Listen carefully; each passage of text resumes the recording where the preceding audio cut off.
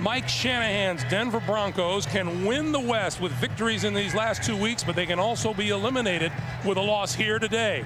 Bill Callahan's Oakland Raiders can win the West with victories this week, and next they can clinch an AFC West Division title as well with a San Diego loss, although the Chargers are in the lead at Kansas City for the moment. Greg Gumbel, Phil Simms, Armin Katayan here at Network Associates Coliseum. The Broncos have won the toss and they have elected to receive. Happy holidays to you and yours from all of us. And as a little Christmas greeting, the wind blows the ball off the tee. Happy holidays, Mr. Simms. Same to you, Mr. Gumbel. It is a little windy today. I've watched the kickers warming up. As Sebastian Janikowski was warming up, kicking off, it kept blowing off the tee, so that could be a factor in the game for people catching it and for players throwing it to quarterbacks. That's how breezy it is just outside the stadium. It's better than the pouring rain they had here all week, though. Coach Bill Callahan was telling us that he didn't quite remember it being so rainy as it has been this past week here in the Bay Area. Congratulations to the Tennessee Titans, the only AFC team to qualify so far. Janikowski's kick into the end zone, deep into the end zone. Ruben Rome will not bring it out. And that will bring Brian Griese and the Denver offense onto the field. The offensive line. Fifth-year tackle Ephraim Salaam in his first year with Denver. He's playing well. And there is Brian Griese. Salaam, Herndon, Hamilton, Neal, and Lepsis will try to keep the Raiders off his back. The rookie Clinton Portis having an outstanding season. McCaffrey and Rod Smith, the wide receivers. First down from the 20-yard line. Portis across the 25 to the 26-yard line. The Denver defensive unit up front, or the Oakland defensive unit. The Raiders hoping to put the clamps on Portis, and that means Sam Adams and John Perella clogging up the middle. The linebackers, Barton, Harris, former Bronco Bill Romanowski, who is pumped to play against his former mates, and the secondary, veteran Rod Woodson has returned 2 interceptions for touchdowns, one of them 98 yards against Denver last month. There's Chuck Bresnahan, the defensive coordinator, on 2nd and 4. Griese slips and goes down. Back at the 21-yard line. I'm sure it's one of the guards that probably took a step backwards and got Brian Griese's foot. See who does it. The center. Ben Hamilton gets his right foot caught into Brian Griese's. Takes him down for a sack. The Oakland Raiders were hoping to come out today and stop the scripted first 15 plays by the Denver Broncos. They have been terrific scoring on their opening drives and in the first quarter. Griese on 3rd and 9 from the shotgun. It is incomplete, intended for Shannon Sharp, the tight end. They got what they wanted. Shannon Sharp singled up against Bill Romanowski, running across the field and wide open. And Brian Griese just misses him because it's the first pass of the game, one of the hardest for a quarterback. Micah Noor is the Denver punter. He will kick it away to Tim Brown, who fumbled 2 punts last week in Miami and lost one of them.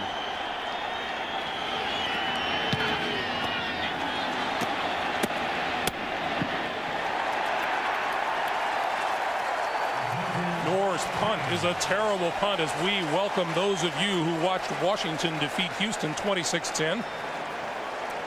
Greg Gumbel, Phil Simms, Armin Katayan in Oakland. Well, Greg, short punt. It must be pretty windy on the field. We saw it with the kickoff from Janikowski and the punt that time. And the Raiders, they stopped the Denver Broncos. Those first plays, new plays that they didn't have a chance to prepare for. Good field position. You can't ask for a better start than that. Terrific field position for Gannon and the Raiders at the Denver 46.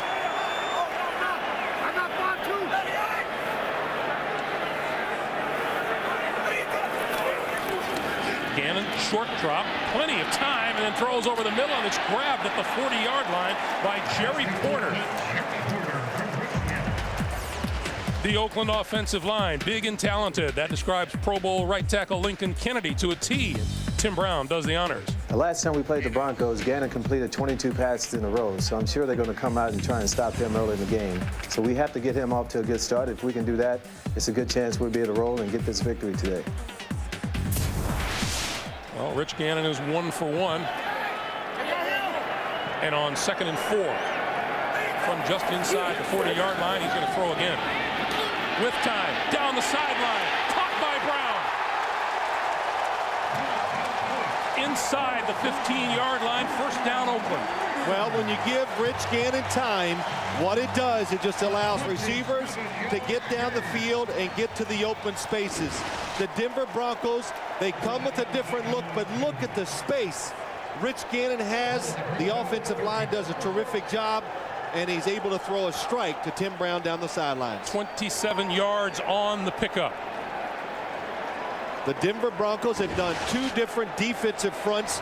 They're trying to figure out different ways to pressure the quarterback. They did not do it on the first 2 pass plays. From the 13-yard line, they give us to Tyrone Wheatley, trying to kick it outside, cuts back, and may have gained a yard at most before Trevor Price made the stop. Denver's defensive unit. Up front, the Broncos will look to their sack leader, Pro Bowl defensive end Trevor Price, to put pressure on Gannon. They have fast linebackers. In gold, Wilson and Mobley. Al Wilson's 171 tackles leads the way for Denver. And the secondary, Mike Shanahan says Tyrone Poole's been playing very well. He starts at cornerback. Deltha O'Neal will rotate in. No gain on the play makes it 2nd and 10. Gannon, short pop over the middle, crossing Jerry Rice to the 5 and bumped out of bounds, close to a first down. It appears he will have enough for a 1st and goal. Well, you see this so much when you watch the Oakland Raiders play. It can be Jerry Rice in motion, coming across the field. It just makes it hard for a defense to follow all the players they move and run across the formation. Jerry Rice wide open. Perfect pass by Rich Gannon. 10-yard pickup, 1st and goal, Oakland at the Denver 3. Play clock is running down, and now Oakland has to call a timeout. So Gannon comes to the near sideline to have a conversation. And you know, we've talked all week long about the importance of this game, and either of these teams can pick up the AFC Championship with consecutive victories on the final 2 weekends of the season. Let's get an NFL Today update in New York. Here's Jim Nantz.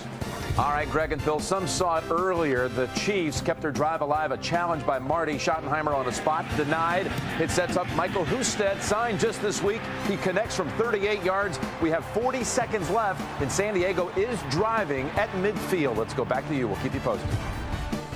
All right, Jim, thank you. The line of scrimmage, the 3-yard line. The Denver Broncos, very stubborn in first quarters this season, have allowed just 2 first-quarter touchdowns all year long.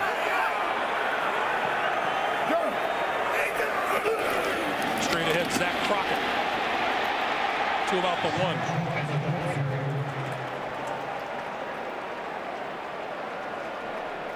1. 2nd and goal. Well, you look at this Oakland Raiders offense, Greg. They do so many things, and we expect to see the Denver Broncos today come out and change up what they did in that first game a few weeks ago on Monday night. But as Rich Gannon says, it's hard to make a lot of changes when you play our offense because we do so many different things.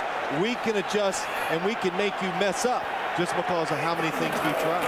Gannon gives to Crockett. Crockett tumbling at the goal line. Did he get in? Touchdown.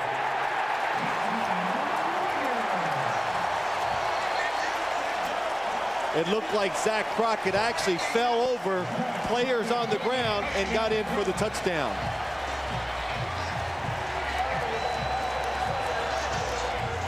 Crockett's 6th rushing touchdown of the season.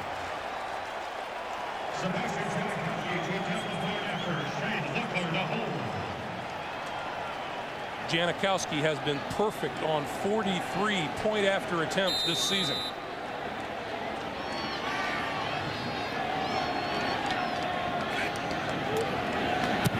make it 44. 11:27 to play in the first quarter, and the Raiders have grabbed a 7-0 lead. John Ritchie, the fullback, number 40. Does he get some? Yes, he makes just enough hole, and that's what happened, Greg.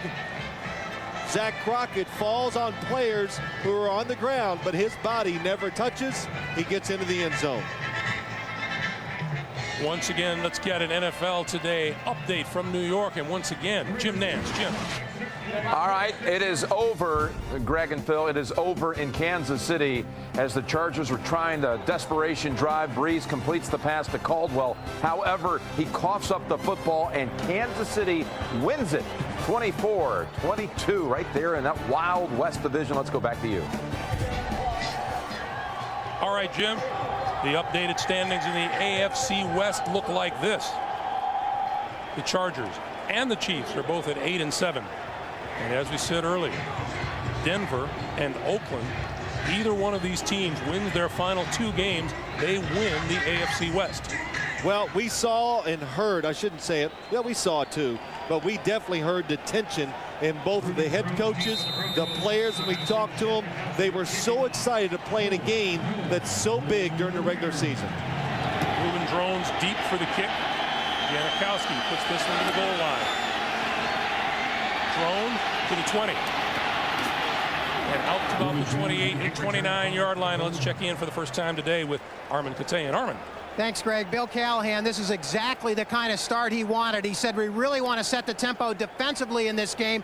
3 and out for the Raiders. And then to come back and score, he said, we want to disrupt the rhythm of the Broncos early on. And Phil, just a point that you had made about how important this game is, Bill Romanowski may have said it best. He said, this is one game I would pay to play in. Greg? And Armin, he added, but they wouldn't have to pay me a cent.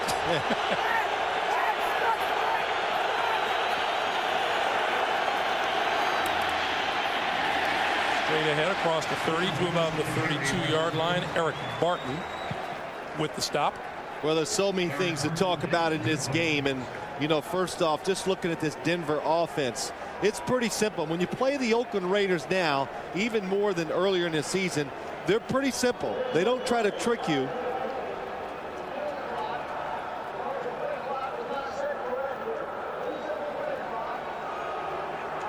All right, now Mr. Gerald Alston talk about the play clock.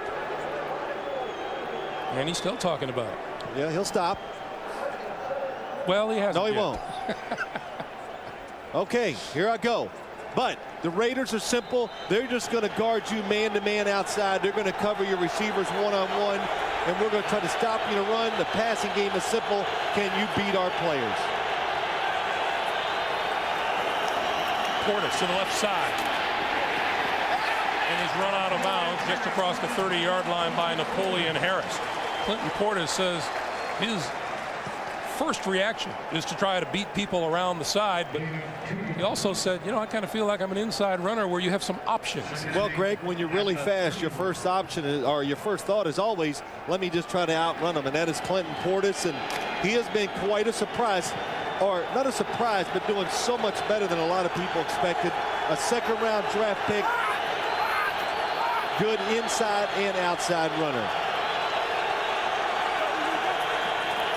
Greasy, far side, and that's complete to Portis, and Portis to about the 35-yard line. Welcome those of you who watched San Diego fall to Kansas City 24-22. Oakland Raiders have scored first here. They lead the Denver Broncos by a score of 7-0, and the Oakland Raiders, with a victory here today, can claim the AFC West title. This is a new formation that the Denver Broncos are showing the Raiders, and they have not adjusted very well to it the first 2 times. Greasy's pass is complete to McCaffrey, and McCaffrey reaching for a first down, and he's close. Well, Ed McCaffrey took advantage of the fact that he's 6'5", and he knew he was short and turned and reached out to get that extra half yard. So we will get a measurement as they bring the chains in from the far side of the field.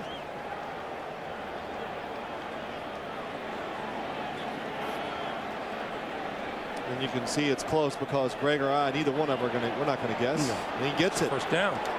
That's a big first down for the Denver Broncos, just to get the momentum going on their side. Watch Ed McCaffrey as he catches it. He's about a yard short. He looked to the sideline, knew it, and reached out and got the first down. Saw Sam Adams limp off of the field gingerly.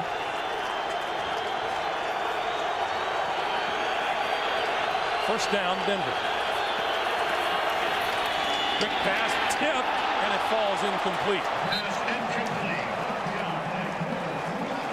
Well, it's John Perella, inside defensive lineman, who gets in Brian Greasy's face and causes the ball to go up in the air. Could have been big trouble for the Broncos, but they get away with it.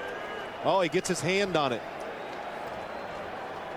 But we talked to Mike Shanahan last night, and I asked him, I said, why do you think this Oakland Raiders defense is playing so much better? And the first thought that came out of his mouth was, he just goes, you know, they really are just playing a lot harder than they had in the past. And it shows in the results on the field. 2nd and 10. The give is to Orlando's Gary, and Gary is going nowhere. Stopped short of the 40-yard line by Trace Armstrong and Eric Barton. And this Raider team, I said it last week, we did the game down in Miami. They're big and they're physical, and they can overpower you at times. So you have to be careful as an offense. And the fact that they simplify things is just freed up the players. They don't have to think as much. They just go after whoever has the football, and they're letting their size and their ability take over. Gary is in the backfield on 3rd and 10. Greasy from the shotgun. Tipped at the line of scrimmage, intercepted by Trace Armstrong.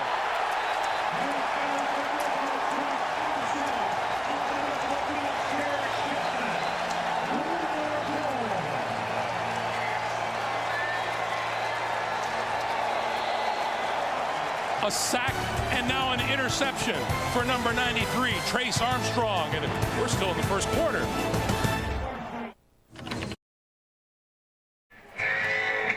Brian Greasy huddling with Gary Kubiak has had absolutely no time so far today. Well, the Raiders come on the blitz. It's Derek Gibson, number 36, that knocks it up in the air. Brian Greasy has been under pressure. People all around him. Tip balls usually come from defensive players getting too much penetration towards the passer. Porter comes in motion. The gives to Tyrone Wheatley. Near side, cuts it back and to the 30-yard line. Huge gain on the play. Gold and Kennedy with the stop. Once again, Jim Nantz in New York.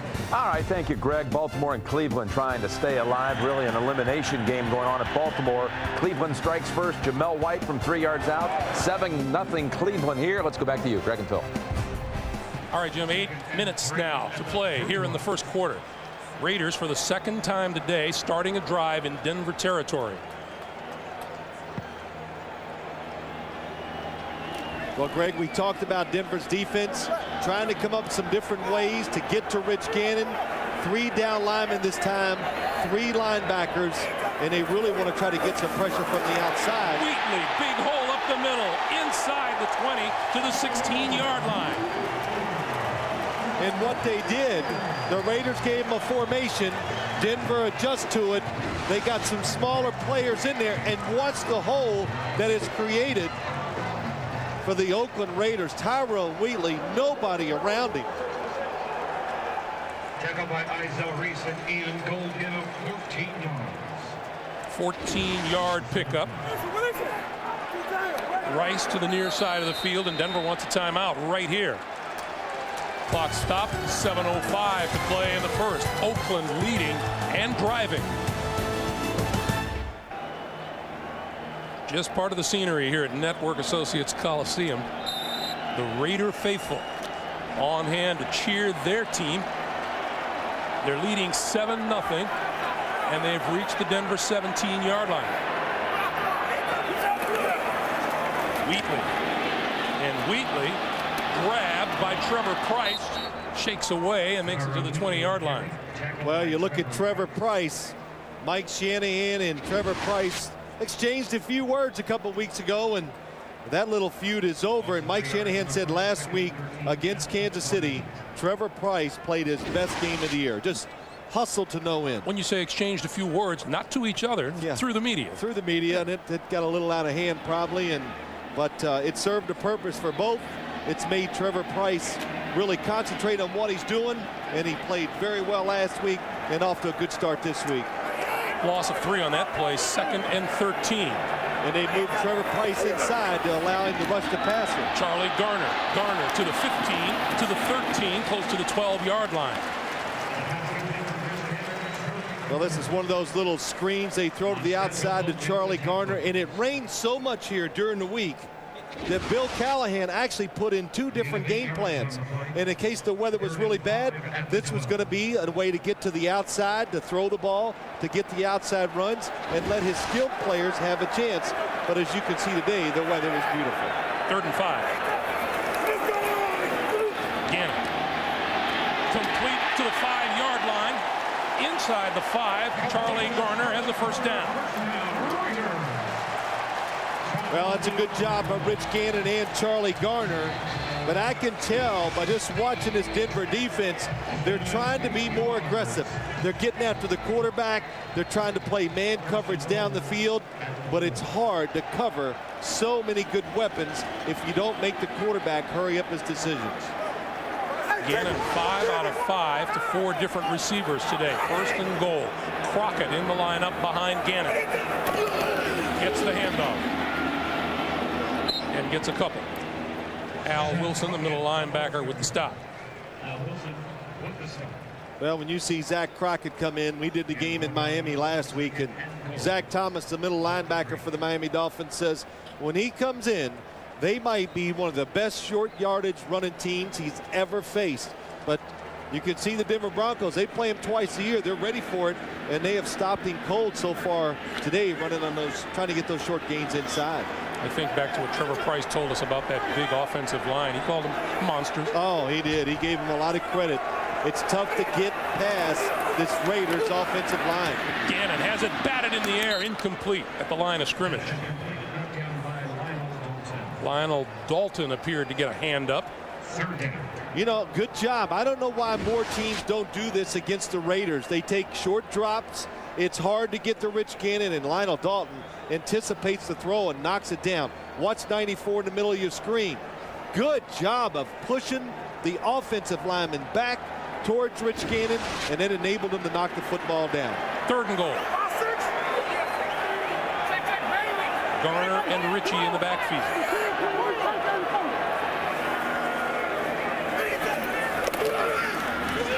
Gannon shakes, runs to the 5, to the 3, touchdown.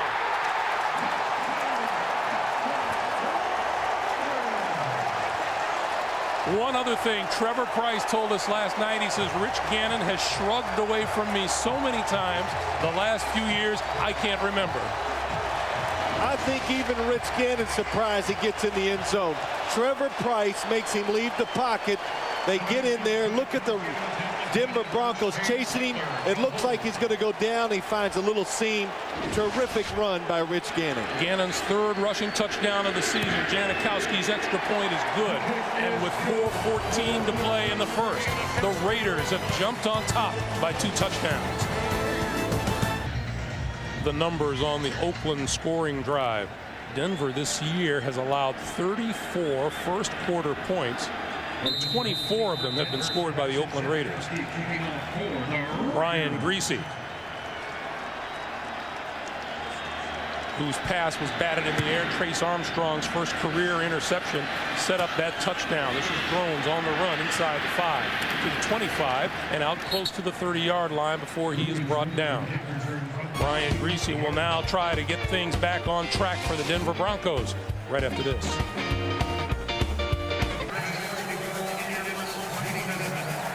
Welcome back to Oakland, everyone. Along with Phil Simms, I'm Greg Gumbel. Oakland up by 2 touchdowns at home. Game over? Oh, no, I don't think it is, Greg. Believe it or not, I'm not crazy here, but I like what the Denver Broncos are doing on defense. Even though they've given up 2 touchdowns, they're being more aggressive. They look like they got a few answers. What they need is their offense to move the football and get some better field position. And Brian Griese was unfortunate with the deflected pass at the line of scrimmage, intercepted by Trace Armstrong, and they go with the ground game across the 30 to the 32-yard line. And there's no question that this is the part of the Denver game that the Oakland Raiders want to stop. Bill Romanowski said, we want to stop the ground game and make Brian Griese throw to beat us. Well, yeah, and of course every team says that every week, but here's why they mean it, and why it's such a good point. If they can just keep the Denver Broncos in some obvious passing situations, the Broncos are just not strong enough with their offensive line to stop the big charging defensive line of the Oakland Raiders. So that's what happened to them on a Monday night a few weeks ago. They want to try to avoid it, the Denver Bronco offense today. Griese misfired Shannon Sharp, who is trying to lodge a complaint with the officials, and nothing forthcoming. It'll be 3rd and 7. Well, Shannon Sharp, he's back. That always helps an offense because he knows how to get open. He does a good job of finding those spaces. When they played a few weeks ago on Monday night, he did hurt his arm and has been out for a while. He says he got held, and he did. Eric Barton, number 50, grabbed the jersey. Those are 2 good handfuls of jersey, too. 3rd and 7. And Griese to McCaffrey across the middle, comes up short of a first down as Terrence Shaw makes the stop. And so far, the Broncos have been unable to get anything going with any consistency.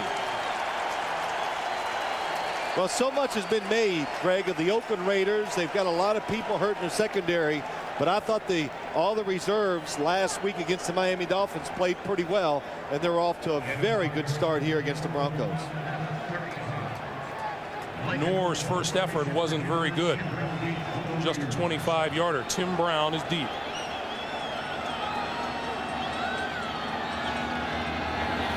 Big rush. Nor got it away. This is much better.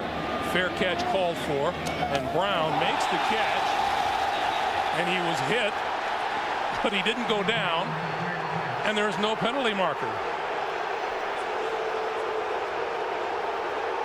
Well, Brown wants a flag, and you can't blame him. He calls for a fair catch. Willie Middlebrooks hits him. Brown still hasn't gone down. He didn't mean it. Well, Tim Brown has done his fair share of lobbying with the officials, who have not seen it his way. Watch the fair catch signal by Tim Brown. Here he comes over. Oh, that one there is a good look at it. He did get his hand over his helmet. Quick shot again to Garner around the left side and run out of bounds at about the 23-yard line. All that was, and it is. That is a running play. That was a lateral by Rich Gannon, and it takes a little skill. This is not as easy as it looks. Flipping it to the outside. Watch 84, Jerry Porter. He's the lead blocker.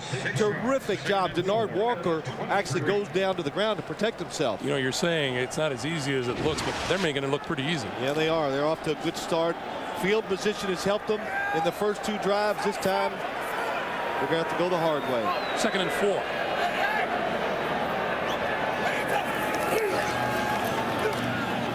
Quick screen.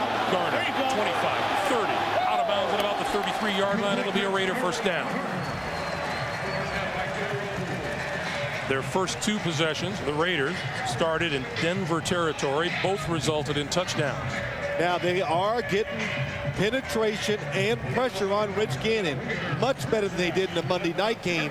But now the Raiders are adjusting. They're letting them come through. The quick passes to the outside, a screen play.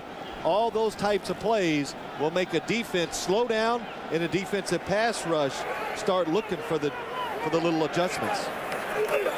On first down, Garner changes direction out to about the 39. Last week in Miami, when we talked to Charlie Garner, we were curious about his feelings about a running back in this pass-oriented Oakland offense, and he said, I'm a running back. I like to run the ball, but he also realizes he gets more than his average share of touches on the receiving end. He has 4 catches for 32 yards already today. Yeah, Greg, we told him that too. Well, you're catching passes. He goes, that's good, but I'm a running back. But I said, but Charlie, he goes, yeah, but I'm a running back. So I get it. He wants the ball in his hands to run as a running back.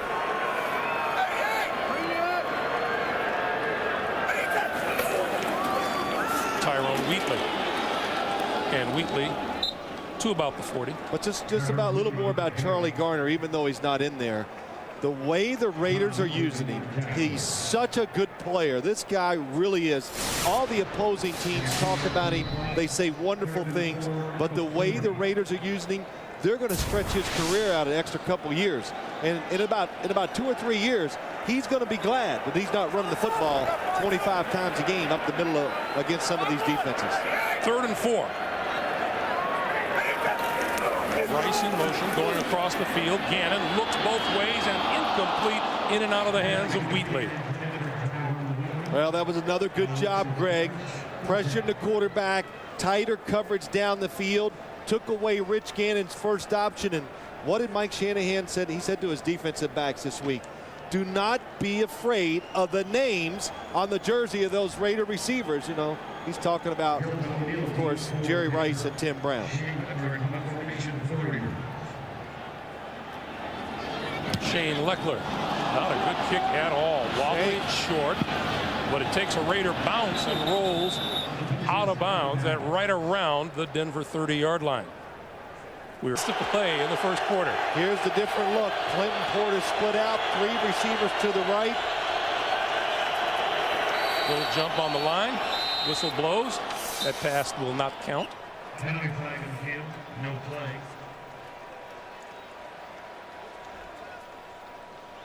A Raider jumped across and made contact. That was Reagan Upshaw. Let's see if he was drawn off.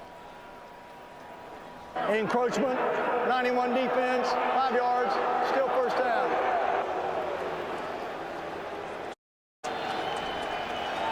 First and 5.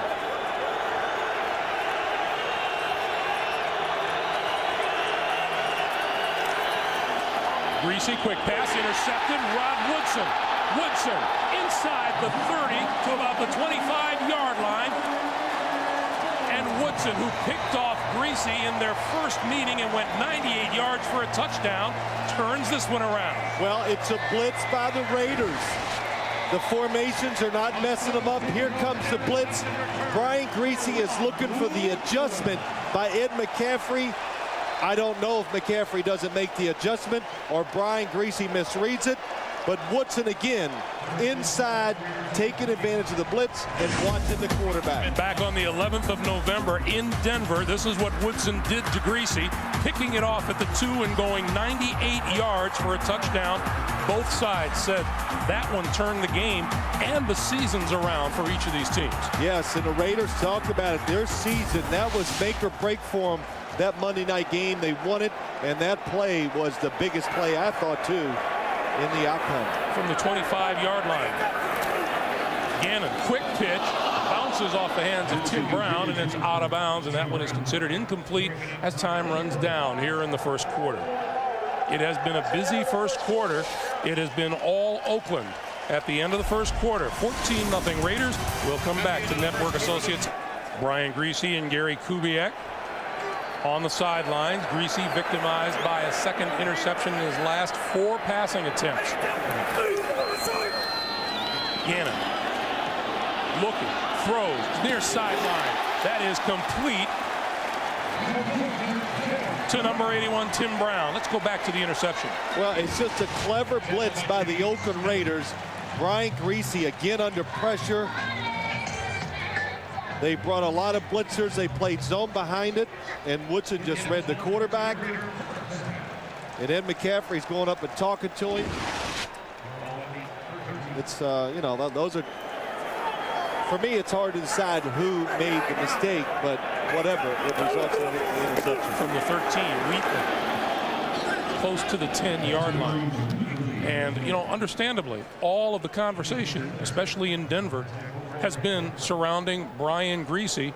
All of the media, the fans, and even Brian Greasy says, yeah, I recognize this is a defining moment in my career. You know, Greg, I thought it was too much, and I said Brian Greasy will play well if his team allows him to play well. Well, so far it's been rough, but you're right. He came in last night. Yeah, this is the biggest game I've played in since I've been a Denver Bronco, and the biggest game I've played in since I played for the national championship at the University of Michigan. Gannon. Nice protection, and now he's on the run to the 10. and cut down at about the 8-yard line by Jimmy Spencer coming up from the secondary. Well, you know, we talked to Denver Bronco defensive players.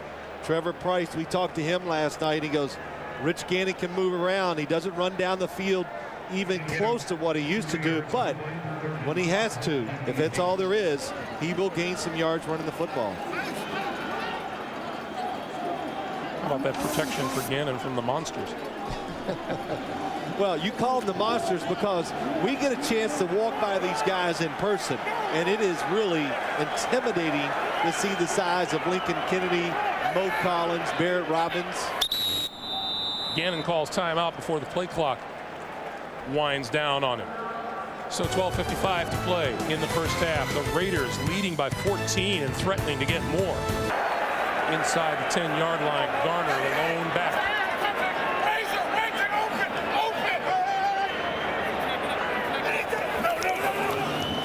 Gannon looks left, throws for the corner of the end zone. Touchdown, Charlie Garner. Could you hear Rich Gannon going open, and I think he was saying razor because the Denver Broncos are on the blitz. He gets Charlie Garner wide into formation. Watch him go outside. It's an out, and then he breaks it up. What a job by Charlie Garner and a terrific throw by Rich Gannon. Rich Gannon bought extra time by retreating and waiting for Charlie Garner to make that move. The Broncos have not made the Raiders travel very far. Their 3 touchdown drives have covered just 109 yards, 21-0. Oakland. 12:49 to play in the first half. Janikowski's kick is low and rolls inside the 20 and is covered there by Olandis Gary, and Gary up the sideline to about the 30-yard line. And let's go back to the touchdown pass. Phil was talking about Rich Gannon. Let's listen.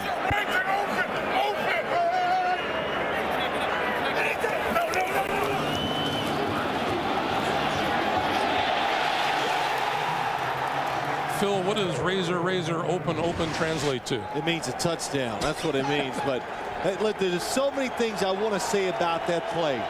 First off, the blitz, Rich Gannon saw it. He changed the play. They had an out and up by Charlie Garner. That is terrific design and execution by the Raiders offense. Greasy throws, McCaffrey catches at about the 45-yard line, and that's a Denver first down. But I want to go back, Greg, but also that play defined Rich Gannon was cool, everything that he is about. All the work, you hear about it all the time. He's the first there, the last to stay, all that stuff. It's true, it's real, and it all comes out in the football field. Being an ex-player, I see it all the time, and right there, every quarterback in this league would have got 3 out of it. Rich Gannon got 7. On first down, not much there. Across the 45-yard line is Clinton Portis, and let's check in with Armin. Phil, just to follow up on what you said, you know, Rich Gannon, the odds-on favorite in many people's eyes to be the MVP in the league. Many people say he's just simply obsessed with being the best. Bill Callahan telling us how precise Rich is in everything he does, how he wants to stretch the system. And Bill Romanowski, who has a certain way with words, says he knows his assignments inside and out, but he also knows everyone else's assignments better than they do. Greg? Armin Fink is 2nd and 8. Greasy throws far side, and that's complete across midfield to Shannon Sharp. And he is about 2 yards shy of a first down. Yeah, good throw by Brian Greasy. Just one last thought to follow up what Armin said. And Bill Romanowski also, he put it really well when talking about Rich Gannon, getting the chance to see him up close, and he just says, hey, it comes down to this. There's no doubt in my mind he's just going to outwork everybody in the league. And that's it. He's going to outwork you, and that's going to give him the edge that he wants on Sunday afternoon. Denver is in Oakland territory for the first time today, looking at a 3rd and 1. Portis doesn't appear to have gotten it. Yeah, not a clean exchange between Brian Greasy and Clinton Portis, and not even going to talk about it. Mike Shanahan's going to go for this. It looks a little short.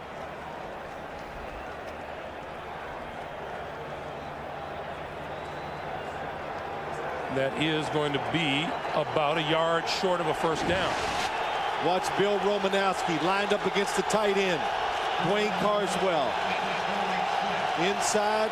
Oh, nice little pushing match going on. 4th and 1.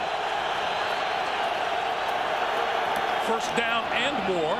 Close to the 40-yard line is Portis, the rookie out of Miami and Denver's second-round draft pick. Man, did he get up in the to the hole that time, just powers his way in. The Denver Broncos, it's not an accident anymore. They know what they're doing when they draft and when they teach these running backs. Everybody that steps into that role does well. Not bad for a young man who wasn't even a running back until his senior year in high school. Portis and Drones in the backfield and Greasy to throw. That ball incomplete and close to being intercepted. You know, I think this Denver Broncos offense, Drones is staying down. I just think they need to stay with the running game. Keep the pace and the momentum on your side. Drones is still coming back. I fell out of my chair. Then I watched the CBS pregame show, and then I'm like, wow, what next? But interesting. Can't wait for the decision. Greasy complete to the 35-yard line. Shannon Sharp is hit hard there. Napoleon Harris and Terrence Shaw, and Sharp is down.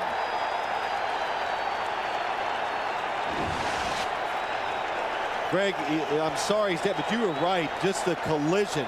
He catches it in between Napoleon Harris and just gets hit hard from both sides before he goes down. You can see Shannon Sharp's head snap back on that hit.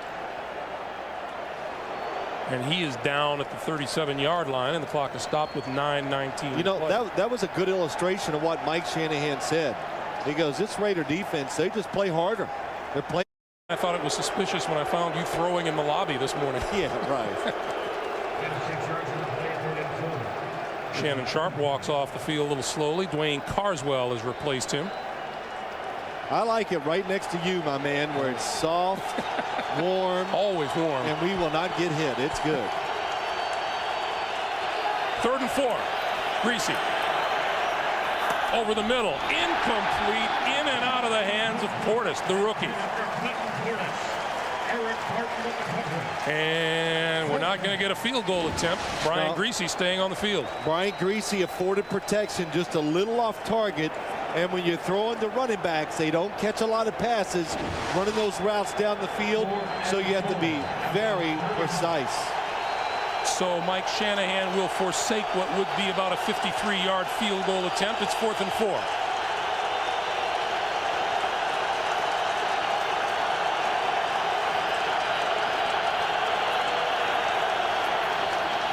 Outside, incomplete, intended for Ashley Lilly.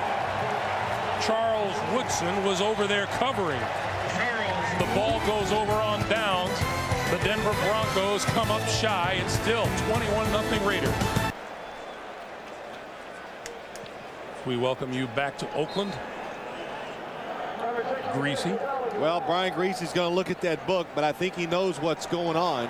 He's been under pressure, and when you're under pressure as a quarterback, it's hard, but you just got to relax, not take chances. That's Tyrone Wheatley. What kind of a day has Greasy had? It started out tough. Center, his own center, stepped on him. He took a tumble. That pass batted in the air. Yep, penetration. The next time it was batted, Trace Armstrong picked it off, and then Rod Woodson intercepted that one.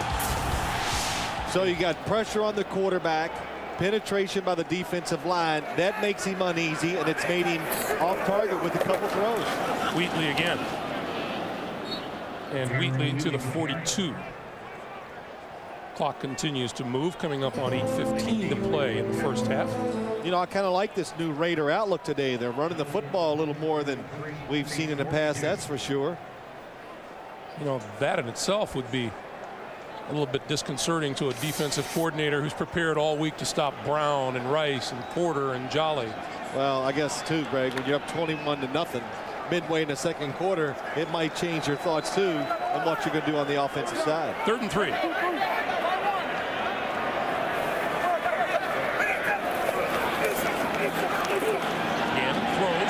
for the first down to Tim Brown.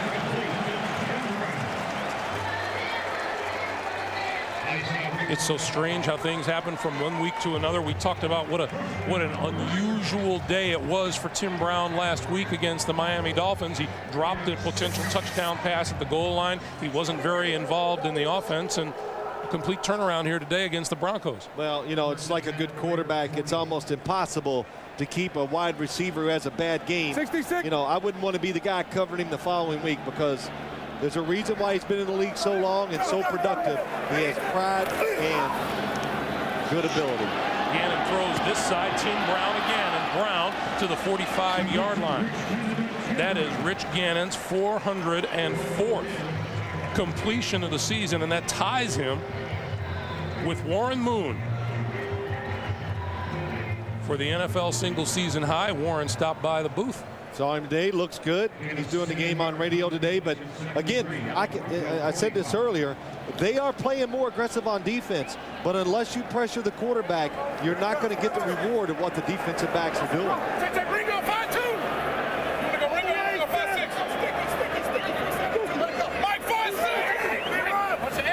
Listen to all the talking going on by the Raiders. Gannon looking for the record, running out of time, and he goes down back at the 48 or 49-yard line and gets up pretty upset. Well, he's upset because I think he wanted a receiver to make an adjustment. Nobody did, but this is what the Denver Broncos are trying to do. Trevor Price, 93, gets down inside, and he wants to get against the guard, but look what happens. He still has to go against Lincoln Kennedy. Nobody open. He keeps hustling and keeps working and gets the sack. Trevor Price told us that Lincoln Kennedy is very frustrating because he makes everything look so easy. Yeah, he goes, he blocks me, and I never see like snot come out of his nose when he blocks me. It's just not right how easy it makes it look. 3rd and 9. Gannon sets up, throws over the middle, incomplete, off the hands of Jerry Rice down the middle. I think that's the first time I've ever talked about something coming out of somebody's nose, so I just had to throw it in there. But it was I'm great. honored. Yeah, I know. Yeah, I'm sure you're honored. But think about what Denver's trying to do. Good strategy.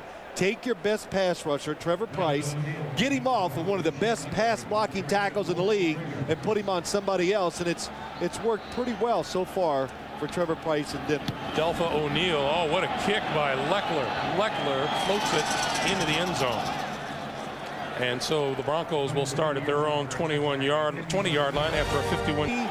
Really looking forward to it, and he goes, yeah, I liked his body language during the week. He was a little edgy. I know. He said, I think he's embracing the bigness of the game, so they need to get him in rhythm and get him confident. That one complete to Sharp, and Sharp out to about the 28-yard line. You know, when you said that, it reminds me, if Mike Shanahan says, well, how was Brian Greasy? And it occurs to me, Brian was a lot more calm than the coach was. That's right. Mike was really, I'll tell you what, yeah, edgy's not the word, excited. You know, you could see it. He was, I said, boy, Mike, you'd like to, you're pretty pumped up for the game. And he just laughed, and he knows what it means to his football team. It is their season. Clinton Portis gets the first down across the 30-yard line, and so the Broncos, with a pass and a run, have a first down and trying to get something moving here as we're under 5 minutes to play for the first half. And, you know, and I think the reason why the Broncos came into this game with confidence, they thought they had some answers. They've lost so many tough, close games this year that they thought they were ready for a big battle against a good football team. Greasy goes down. Bill Romanowski.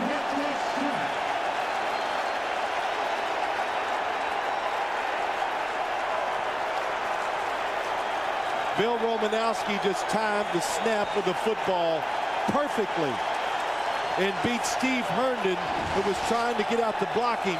What's the right guard pull out? Or the left guard, I should say. And Romanowski beats him to the point of attack and gets the big hit on Brian Greasy. The second Oakland sack of the day has Greasy still down. A loss of 7. Well, you talked about Bill Romanowski, how excited he was to play. He goes, when I was watching film this week of the Denver Broncos, my hands would start to sweat. I was so keyed up, so nervous, and so excited to play in the big game. And of course, against his old teammates. And you know, how big of a prophet is he when he says, we think we know Brian Greasy. We think he'll throw you 1 or 2 interceptions a game. Well, yeah, if you pressure him, and that's, you could say that about every quarterback, though. You pressure a quarterback, you limit his time to make a decision down the field, I promise you, he's not going to be as accurate or as smart. Steve Berline has come on. 39 of 65 throwing on the season for 488 yards, 4 touchdowns, 4 interceptions. His first throw of the day. He won't get it off.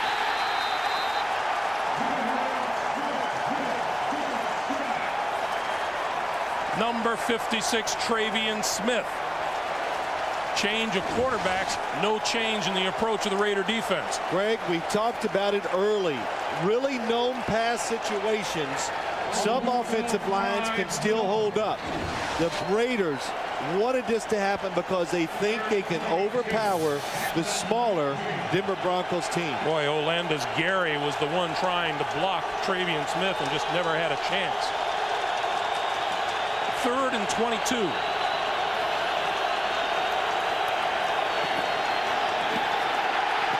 Down again. Trace Armstrong.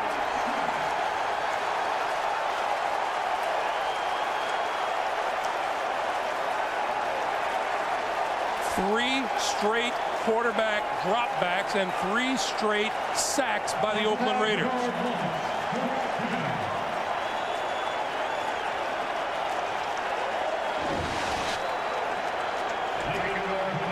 Again, just beating everybody to the quarterback.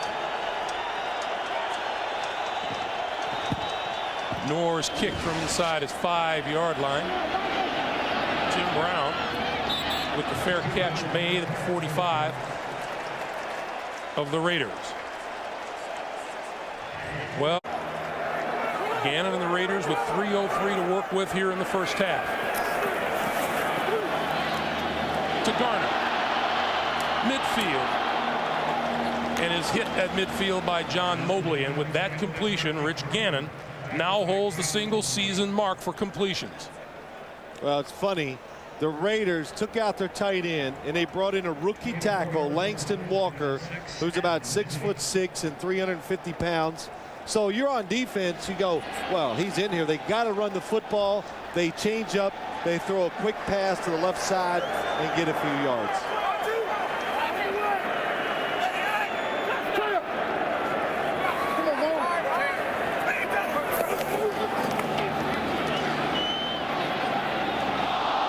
Hands of Garner.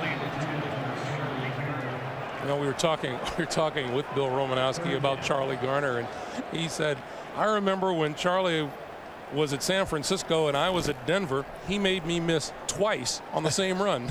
That's right. He goes, he comes up in the line of scrimmage. I got him one-on-one. I do not lay a hand on him. I fall to the ground.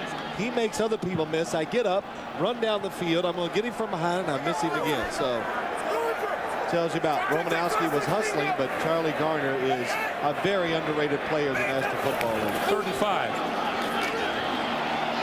Gannon on the move. And runs out of bounds. No, still inbounds. And now out of bounds, close to a first down. He's ruled out of bounds before he crossed midfield, though.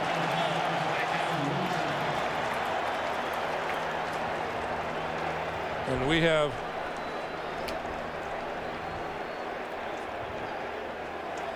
let's see. He's out of bounds just shy of midfield.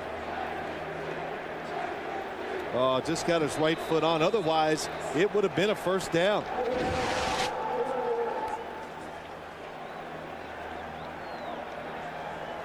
Two minutes to play here in Oakland. The Raiders are in charge. We'll be back. Some decisions still have to be made next week. Yeah, explain it to me, would you? I think I'll let Jim and the guys in the studio do it. Leckler. Nice floater. Bounce. And it's going to be down inside the 5-yard line. Alvis Whitted downs it after a 49-yard punt. Meanwhile, that Raider defense has been all over the Denver Greg, quarterbacks. Yeah, they have. What they're doing, they're getting most of the pressure from the right side. That time it was against the running back, Trace Armstrong, right side of the Denver offensive line, and they are taking advantage, right, of pushing, you know, Dan Neal and Matt Lepsis around and getting the pressure on the quarterback. Berline is still the quarterback. You look at the numbers. From the 2-yard line, Denver has 2 timeouts remaining. Yeah, but the big thing is the Raiders have 1 timeout, so the Broncos just want to get out of this first half without giving the football back. Spreading the field. Berline got rid of it. Incomplete.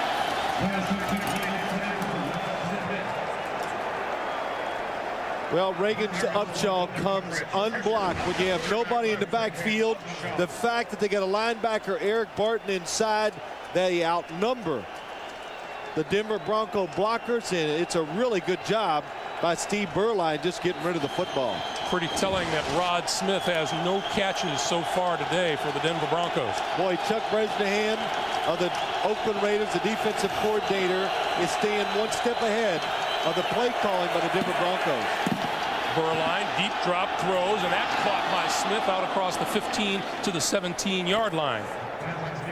I want you to watch Steve Berline drop back. First, it looks like he almost trips, and watch how many players fall as he gets rid of the football.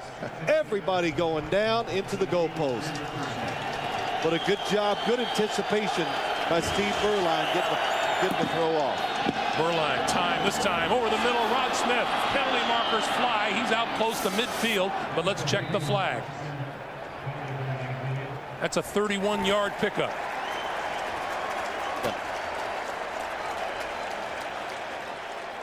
Gerald Austin says. Pass interference, number 8 of the offense. Half a distance to the goal. Repeat first down. You know, when I see a flag thrown in the secondary, I just assume always that it's defensive pass interference. Couple of really good throws by Steve Berline. First Denver penalty of the day.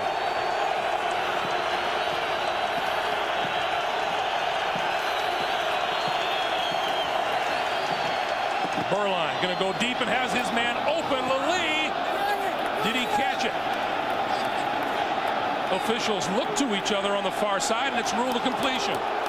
If Steve Berline would have hit him in stride, it was going to be a touchdown by Ashley Lallee. But still, what a catch. A high throw, reaches up, gets it. Let's watch it. He gets control. His left knee, right knee is in bounds.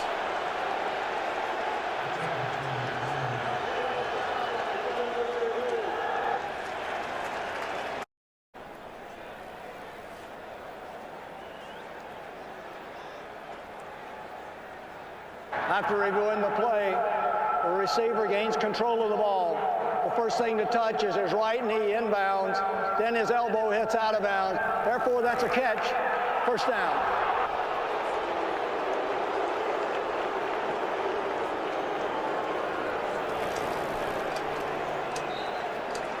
You are on a roll today. No, I was going to say you described it perfectly, whatever you said. But still, don't forget 2 timeouts for the Denver Broncos. A good opportunity to get some points and try to get back in the game and gain some confidence. Berline over the middle has Shannon Sharp, and Sharp to midfield. That's another Denver first down. Anthony Dorsett with the tackle. Clock continues to move. We're under 55 seconds. And, you know, a lot of people at home are going, well, are the Raiders changing defense? The first couple plays they didn't. The last few they've been playing softer and off the wide receivers. That one is complete inside the 40 to Sharp again. And now we get a timeout to stop the clock. 37 seconds left, and suddenly the Broncos are making things serious in the final seconds of the first half. 37 seconds on the clock. Broncos and the Raiders each with a timeout. This drive began at the Denver 2-yard line. Brian Greasy still recovering from a hit to the left leg. Shannon Sharp, after that last catch, went off the field. And we get a whistle. Please set the play clock at 25 seconds after we have a timeout. Let's check out Shannon Sharp. Nice space. Gets away from Bill Romanowski. The right knee. On the sideline. Quick pass to Smith inside the 30 to about the 27. You know, Steve Berline coming in for Brian Griese. It's made a lot easier the fact that he did start a couple games, so he has gotten right in rhythm and thrown the football very well. Berline down the sideline for Smith. Got him inside the 5-yard line. Down to the 2. It'll be 1st and goal. Winding the clock. What a terrific throw by Steve Berline. Rod Smith against Clarence Love. Let's see what Gerald Austin says. I can't say anything right now. Steve Berline, 104 passing yards on this drive alone. Yeah, this is a big play, Greg. I mean, the Broncos get a chance to score a touchdown and get back in the game. They're trying to decide, did he get it spiked in time? The receiver on the sideline caught the pass. At first, the official signaled timeout, but then wound it because it was inbounds. Then the offense lines up. They have 12 men on the field because the substitute had not cleared the field. 5 yards. 1st down.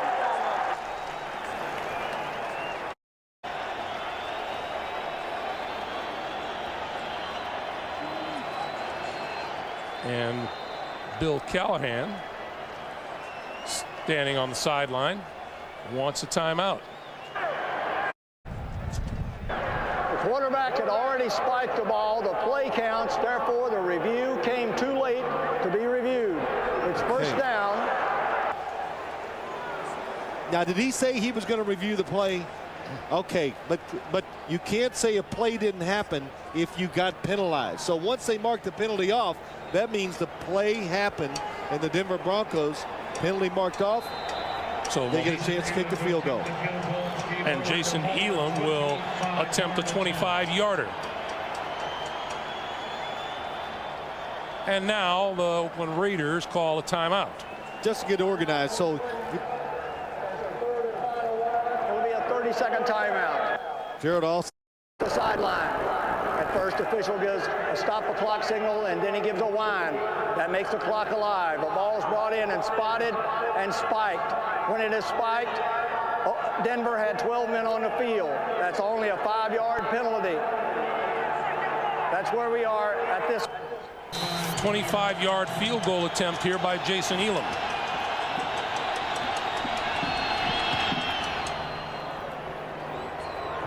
And with 2 seconds on the clock for the 1st half, the Denver Broncos finally get some points on the board. 3 to be exact. 21-3 Raiders. Got to be a feeling of some confidence. You got to feel better. And the defense, Greg, I keep saying they've got the idea what they got to do somewhere in the 2nd half. They have to force the Raiders into making a mistake and a turnover to get back in the game. And a heck of a drive engineered by Steve Berline on in relief of Brian Griese. This is Marcus Knight. Out of bounds. As the 1st half comes to a close. All Raiders until the final drive. Welcome back to Oakland, everyone. Happy holidays. Greg Gumbel along with Phil Simms. 21-3 Raiders are in the lead. My question to you is, what's more important now for the Broncos, their offense or their defense in the 2nd half? Well, I think it's more important for the defense. They've either got to stop the Raiders on some 3-and-outs, give their offense some good field position, or find a way to get some turnovers. And you just informed me it's been 3.5 games since the Broncos defense has created a turnover, and so they need some. That has been a problem for the Broncos. They haven't been getting those big defensive plays that Mike Shanahan says he enjoys seeing. Look at the points off turnovers there and the total yardage. The Raiders have taken advantage in almost every aspect of the game. Yeah, you know, usually points off turnovers, I couldn't even care about that because sometimes that's very misleading. But those turnovers gave the Raiders terrific field position, short field, they took advantage of it. It does make a difference when a team only has to go half the length of the field instead of the full length. Raiders with the football to start the 2nd half. Marcus Knight from just inside his own 10-yard line trips at the 20 and falls forward to the 24, and we check in with Armin. Thanks, Greg. And talking to Mike Shanahan, first of all, the update on Brian Griese, he's still in the locker room being evaluated. His status is still up in the air. Mike talked to me for a long time about that play at the end of the half. He said the official admitted to him that he had made a mistake with the clock and that Denver really should have had 9 more seconds and a chance to run some more plays. Not happy. The other thing is the Deion Sanders update from the Raiders' perspective. Bruce Allen, the senior assistant to Al Davis, saying, I know Deion would like to play as a Raider, but no contract has been offered. And he said, I don't think Deion's old enough to play for us, Greg. That might be right. Gannon to throw. Running out of time and throws, and that's incomplete. Here we go, sir. Under pressure from Kavika Pittman, number 95, as the Broncos look to pressure the Raider quarterback. He has today set a new NFL single-season record for completions. Tyrone Wheatley with 30 yards rushing on the day. And Charlie Garner is the Raiders' leading receiver with 45 yards. Garner, the lone back on 2nd and 10. Garner, 30, 40, midfield, and finally run out of bounds inside the Denver 40-yard line by Kenoy Kennedy. That philosophy of getting Charlie Garner the ball in open space where he can do things. That's what it is, Greg. Again, it's the pass rushing front for the Denver Broncos. The Raiders with the perfect play call. Look at the offensive lineman getting down the field for the Oakland Raiders and allowing Charlie Garner to get about 20 extra yards. And, you know, so many times designing the plays is important for a football team, but when you call them might be the most important factor of all. And that time, Bill Callahan, perfect play for the situation. The pitch for Tyrone Wheatley. Won't be able to turn corners, brought down at the 42 by Ian Gold. And going back to Charlie Garner for a second, 932 yards receiving this year for the Oakland running back. That is really something, and you know, it's just terrific. Greg, we watched him go in a walkthrough yesterday, and it was truly amazing the length they stayed out in the field, just rehearsing plays, but how many different ways, you know, all not gadget plays, but the quick flips to Charlie Garner, to Jerry Rice, to Tim Brown, everything, and the complexity shows when you watch him playing a game. Gannon sidearms it to Brown. 30, 25 to the 24-yard line, and that'll be an Oakland first down. 18-yard pickup. And of course, what really makes this offense go, and we've talked about it, last week was the first time I've ever seen Rich Gannon this year play under pressure. That time, protection, good sidelines, plenty of time to make a good decision, and he finds Tim Brown wide open. A good 3 or 4 yards between Gannon and his offensive lineman. Something that Rich Gannon was not getting, Brian Griese was not getting early in the game for himself. Pressure in the face of a quarterback will make you make bad decisions. The flip out to Garner, one-handed grab, but he's not going to be able to do anything with this thanks to John Mobley's defensive play. Wow. You know, this is why I think this play is dangerous. And it's, even though it's a short toss for a quarterback, watch it. It's not perfect this time by Rich Gannon. What a catch by Charlie Garner, and he loses some yards. Nice play by Mobley. And that particular pass was a lateral. Yes, well, I shouldn't say a pass. That is a running play, but not in Charlie Garner's eyes. No. It's got to be handed to him by the quarterback before it counts. Lost 5 on that play, 2nd and 15.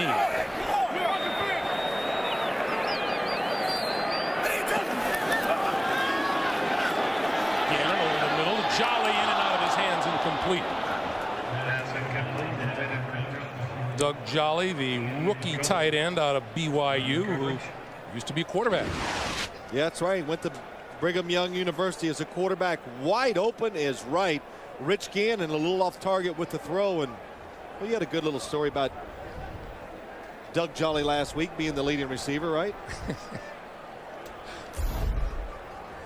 He said his friends called him last week and said, did you know you were the leading receiver against the Dolphins? And he said that was mind-boggling. Yeah, considering I'm usually the 5th option on every single play. But a nice addition to this Raiders offense. Gannon down at the 35-yard line, courtesy of Bertrand Berry.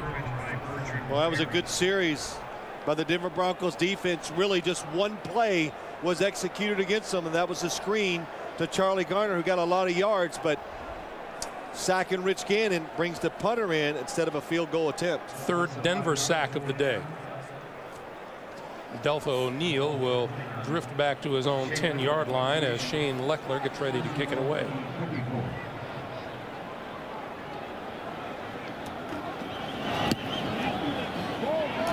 Lofts it up. Oh, what great placement. It goes into the end zone. Alvis Whitted working hard at the goal line, but doesn't get it down deep. And Steve Berline will come back out as the Denver took them on a length of the field drive and a field goal at the end of the first half. Spreads the field, quick drop, pulls it down, and is going to run. 25, sliding down at about the 28-yard line. About an 8-yard pickup. And Denver's offensive leaders on the day. Greasy, before he left the field, 7 of 15 for 48 yards and those 2 interceptions. And Berline, 104 yards throwing on the day. Clinton Portis with just 24 yards rushing, and Shannon Sharp, 5 catches for 47. Portis lines up behind Berline now on 2nd and 2. And he gets the handoff and has a first down across the 30 to the 31 before Eric Barton makes the stop. That would be one of the things that you would want the Denver offense to do, to keep mixing it up. Don't spread it out all the time and just put so much pressure on your offensive line and quarterback. So, like when it gets to be first down, like right now, maybe a play action fake would give Steve Berline extra time, let the receivers get down the field, and a chance for a big passing play. Rod Smith goes in motion to the other side of the field. The pitch. Portis comes this way, turns the corner, and out of bounds at about the 40-yard line. Be about a yard short of a first down. Well, nice mix-up. Pass on first down. Give it to Clinton Portis inside. Now he takes it outside. Efron Salam, nice block on Bill Romanowski, allows Clinton Portis to show his speed and get outside.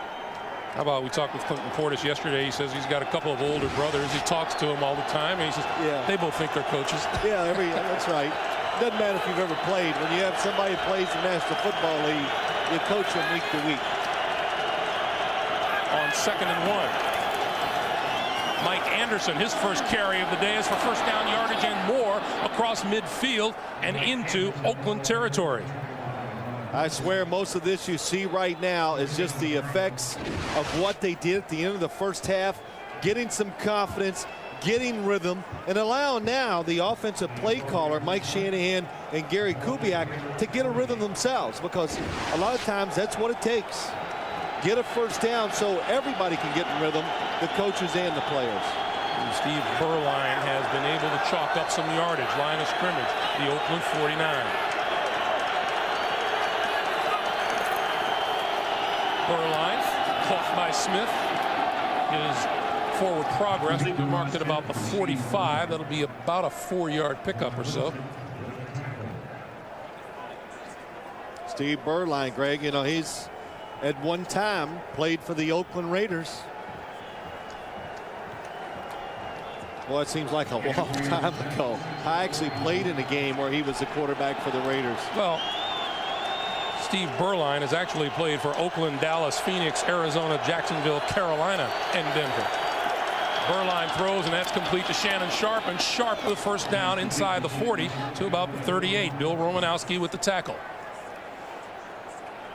Boy, and Steve Berline making good decisions. And one thing, you know, Steve Berline never got a lot of credit for being, you know, one of the top echelon quarterbacks in the league. But a lot of coaches and a lot of quarterbacks all know he's one of these really good throwers that nobody knows anything about. Just has good control of the football, tremendous touch, and a very accurate passer. From the 37. Got him off penalty markers down. Going to go deep down the far side. It is incomplete, intended for Lille. Terrence Shaw batted it down. Penalty flag on the field. penalty is going to be against the Oakland Raiders. I don't know if he meant. Offside, 99 defense, 5 yards, repeat first down. DeLawrence Grant jumped offside. I don't know if he was going to go down the field with the play, but once he saw the Raider defense jump, that's when you could take a chance, and he almost made the perfect throw. You hear me say that all the time, don't you, Greg? About, especially when you're playing a team like the Raiders who can rush the passer. Quarterbacks do not make them guess enough. You change up your snap count, make them hesitate, help your offensive lineman out. On 1st and 5, Portis running room up the middle inside the 20-yard line, and that'll be a first down for the Broncos. Rod Woodson made the stop after 13 yards. Boy, that is just good blocking up front by the offensive line. Look at John Perrella, number 97, just getting pushed along the line of scrimmage. Clinton Portis, watch Bill Romanowski. Number 53, good block by Dan Neal, allows Clinton Portis to get extra yards. First down, Denver. Berline throws out here to Smith. Smith to the 10 and out of bounds. That'll be just short of a first down. It'll be 2nd and 1. That's a universal play now in the National Football League. You got a big wide receiver, throw it to him quick, then just dare the defensive back to come up and make the tackle. And Greg, we see it every week. Most of the time, the defensive backs cannot bring them down right away. Since the first quarter, the Denver offense, as you mentioned, been able to establish a little more rhythm. Mike Anderson in the backfield. Gets the handoff. Gets the first down. Inside the 5 to the 3. It'll be 1st and goal, Denver. Romanowski with the tackle. Well, they're doing the best thing when it comes to stopping a pass rush and helping your football team run the football. Again, Bill Romanowski in space, gets blocked just enough, but still gets in there and makes the tackle on Mike Anderson. Boy, is this a different Denver team since about midway through the second quarter. 1st and goal.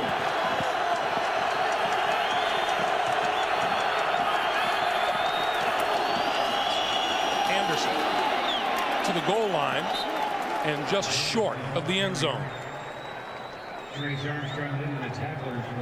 No, it's a different team, Greg, and really what it took. It took Steve Berline hitting a couple passes just to get it moving. And since he got that last drive before the half, that must have been some confidence builder for the whole football team, and they've taken advantage of it with a terrific opening drive here in the second half. Broncos have totaled 170 yards in their last 2 drives. Port, the fake to him. Berline running, touchdown.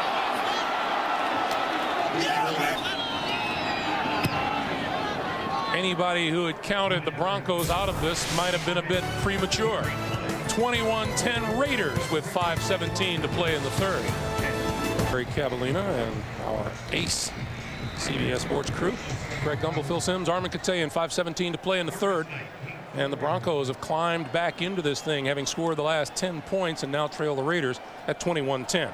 Yeah, they either got to get turnovers or almost play a perfect second half, Greg, to come back from 21-3, and they're off to a really good start.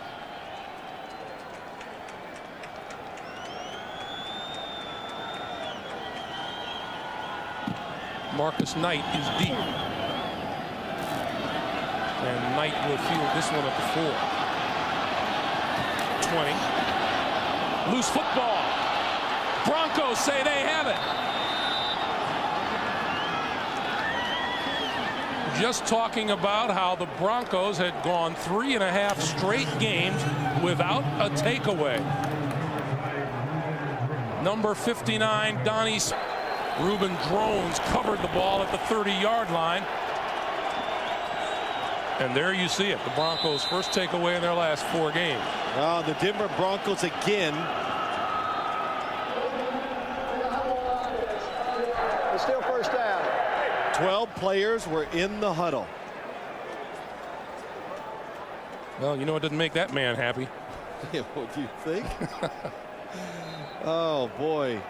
You know, and you can hear Mike going, things were going so well. 1st and 15 from the 35. It's easy for us to laugh because we're not on the sideline with either team, but every penalty in a big game, especially when you're eyeing their big penalties.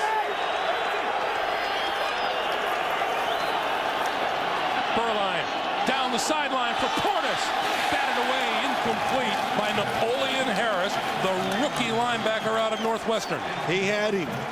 He definitely had him. Clinton Portis had gotten by Napoleon Harris, and Steve Burline underthrows this by about 4 or 5 yards.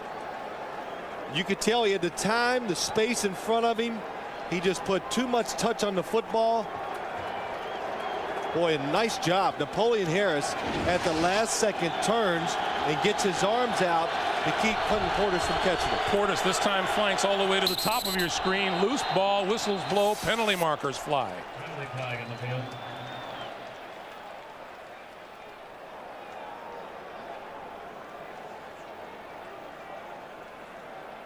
False start, 78 offense, 5 yards, still second down. That's right tackle Matt Lepsis. Well, you can tell Burline expected the snap a lot sooner than it arrived. Well, 2 penalties and a missed touchdown opportunity. Can the Broncos overcome a tough situation? 2nd and 20 from the 40.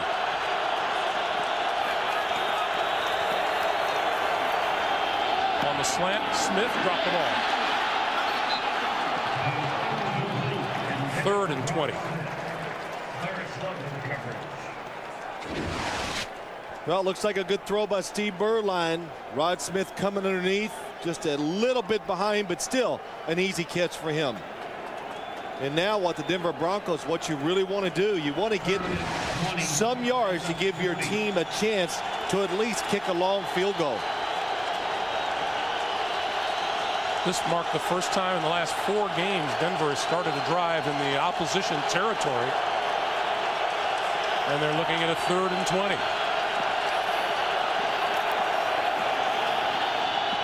Burline lost the football. Covered by the Broncos.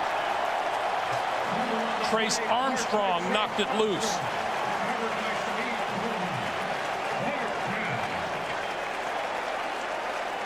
So the punting unit will come on. Let's take another look. Well, they made Steve Burline reload, have to look somewhere else down the field, and Trace Armstrong, because of the extra time he's in the pocket, he knocks it out.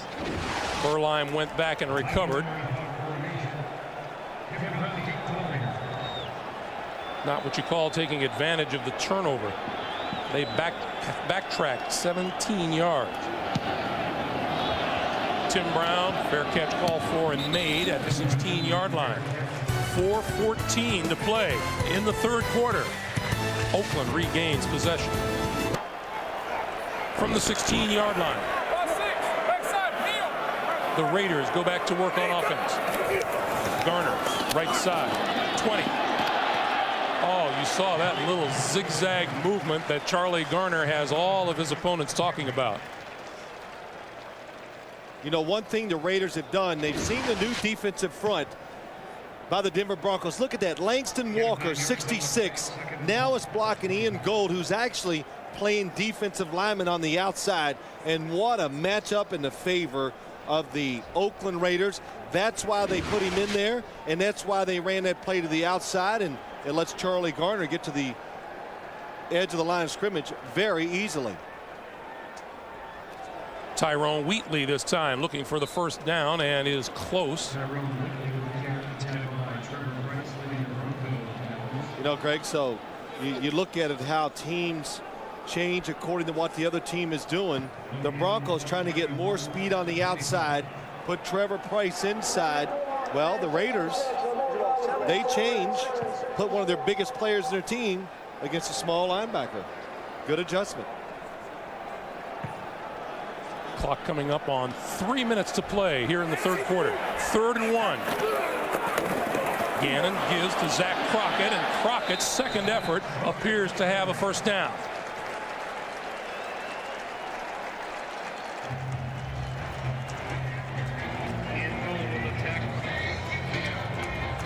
Well, this is the play we talked about, Greg. This is Zach Crockett. John Ritchie's going to lead it. Middleton, 73, comes around, but the Broncos are ready for that play. And they try to stack the inside, but Zach Crockett finds a way to get the 1 yard. Langston Walker reports in once again as an eligible receiver.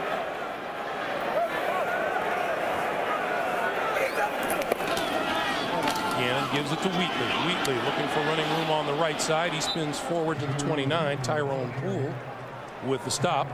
And of course, every time Langston Walker comes in at tight end, I don't know what it is, but I'm just mesmerized to watch what he does. And one time they threw a screen, and I watched him run down the field, and I just went, oh my gosh. Officially, Langston Walker is listed at 6'8", 345, a rookie out of California. And look at him behind head coach Bill Callahan. And he can really run. He is athletic, and it's just another tremendous draft pick, I think, by the Raiders. Gannon on the move. And dives forward to about the 33. Well, you got to admit the Denver Broncos are making Rich Gannon move around and try to create plays more today than he did in their first game, and but they still can't make him make that bad decision. Everyone wants to duplicate what the Miami Dolphins did against the Oakland Raiders last week, but not everyone has the personnel to do that. You know what? I want to hit the golf ball like Tiger Woods. So you know what I'm saying? So big deal. Yeah. Unless I have his talent, it's hard to duplicate what other people do. On 3rd and 4, Gannon throws, almost intercepted by Denard Walker. We talked to Mike Shanahan about the very low number of takeaways the Broncos have, and he said we've dropped a lot that were right there in our hands, and this is one of them. Good recognition by Denard Walker. Game changer, changes your season if you make the catch. But as Mike, you said, Greg, Mike Shanahan says we dropped so many interceptions. He was hoping that would turn around. Leckler's kick. Delva O'Neal watches it. Bounce and picks it up at the 25 to the 30, up the sideline, midfield. A blocker in front of him, and he is whacked down inside the 35-yard line.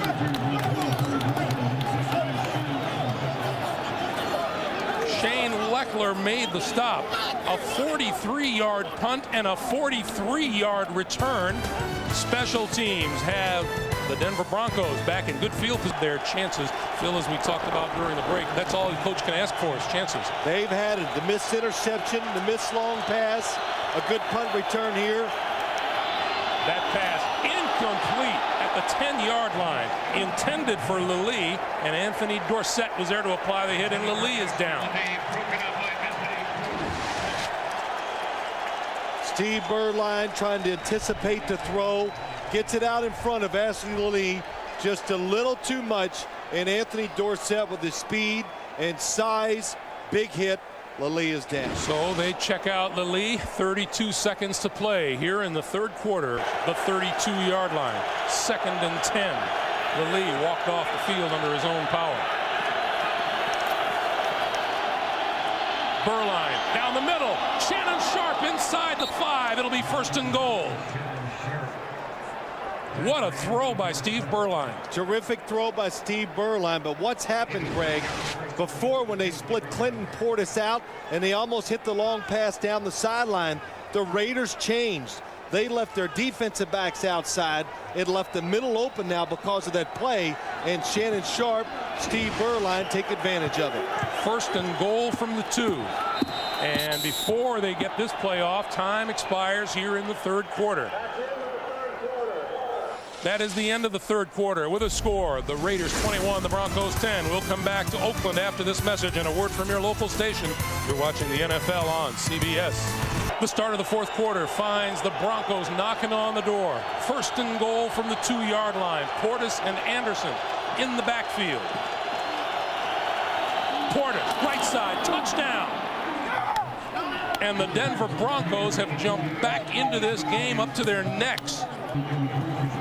Bill Romanowski onto the field for the defense. Here's why I don't like this. If the Raiders kick a field goal and they do not get this 2-point conversion, then you would have to score a touchdown and get the 2-point conversion afterwards. Quarterback draw is wide open. Burline throws, incomplete. So 3 seconds into the fourth quarter. It's a 21-16 Oakland lead. Nothing like the Raider faithful, not anywhere around the National Football League. 32-yard drive in just 40 seconds. And here's the kick. Marcus Knight from the 9. 25, 30, 40. Penalty marker is down.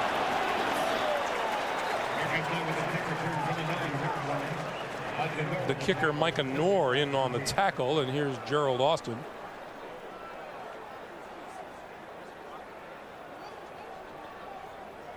Holding, 32 during the run back, 10 yards, first down. So the penalty is on the Raiders, and we have an injury on the field. And while we check that out, we'll give you our NFL.com poll question of the day, which is, if Deion Sanders returns to the NFL to play for the Raiders, you think that would make Oakland team to beat in the AFC?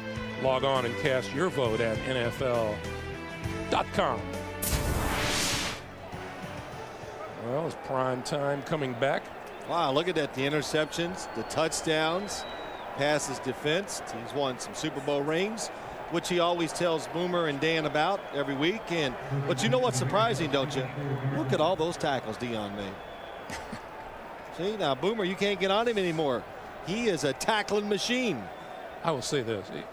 He would have been such a much better player if he wasn't so shy. It's always factors in the football game that we don't talk enough about, and that the general public just doesn't, you just can't comprehend how big special teams are to the outcome to so many games. So let's see if the Denver defense can step up and make a stop here. Line of scrimmage, the 24. Again, short drop, throws, complete to Tim Brown, who has had himself a big day. Denard Walker makes the stop across the 30 to about the 33. Well, the Oakland Raiders, there's somebody down on the field, but the Oakland Raiders don't like the tempo of this game, so they spread it out, and they were going to go with a little no-huddle offense, but Tim Brown finds the space, wide open, makes the catch. That's Denard Walker, who got up limping. Tim Brown, meanwhile, 6 catches for 79 yards today. And Walker doesn't look quite ready to go, does he? Yeah, he looked a little woozy, and I think they're going to make him come off the field now. The officials doing a good job. The biggest difference in this game and the last time these two teams met, the Broncos are being more aggressive, hitting them more at the line of scrimmage, and a few times Jerry Rice has had a hard time getting down the field because Tyrone Poole and Denard Walker have just been beating on him. And as was mentioned in the pregame show in the NFL today, Rich Gannon just had himself a whale of a day the first time these teams met. Yeah, well, we asked Rich Gannon about it, and he just kind of, I was in rhythm. It was pretty good. Coach really had basically what he was saying, everything just worked really well for him, and the results were a terrific day by him. 2nd and 1. Charlie Garner. Not there. Pick another hole. First down and more. Across the 40, out of bounds at the 42-yard line, and an Oakland first down. Oh, can Charlie Garner dance through a line of scrimmage? The Tasmanian Devil, that's what they should call him. Watch him. He just keeps everything moving. Elbows, arms always pumping. The legs are going, and good stiff arm. Oh, nice stiff arm to the outside to try to get a few extra yards. Garner with 99 total yards today. Tyrone Wheatley this time for about 1. And the Raiders are not opening up the holes. As Charlie Garner bounced outside, made it happen for himself, and Tyrone Wheatley's having a hard time getting going too. Denver up front is playing tough. 2nd and 9 as Gannon rearranges people along the line of scrimmage.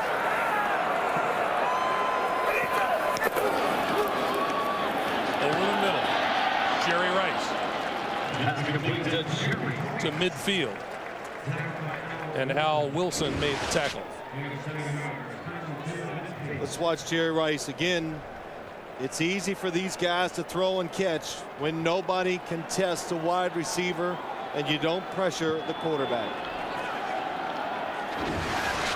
3rd and 2. Gannon, all kinds of Rice for a first down at the Denver 41.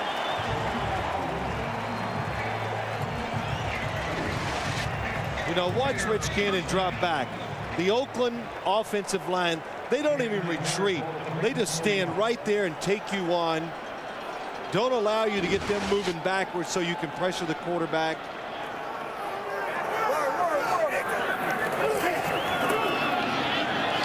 And then Charlie Garner back to work. You know, as you watch that protection that Rich Gannon gets, I go back to what Trevor Price was saying about Lincoln Kennedy.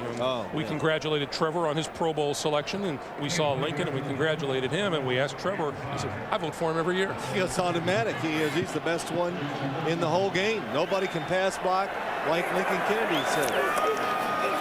Gannon, time. Rolling, and throws it away. And boy, did Lincoln Kennedy just have his man dead still. It's incredible. Lincoln Kennedy actually was pass blocking Monte Rager, and he doesn't even move. And he actually stops and looks around. Watch this. Right tackle, top of your screen. And he relaxes. Where's Rich? Where is he? And so Trevor Price was telling the truth.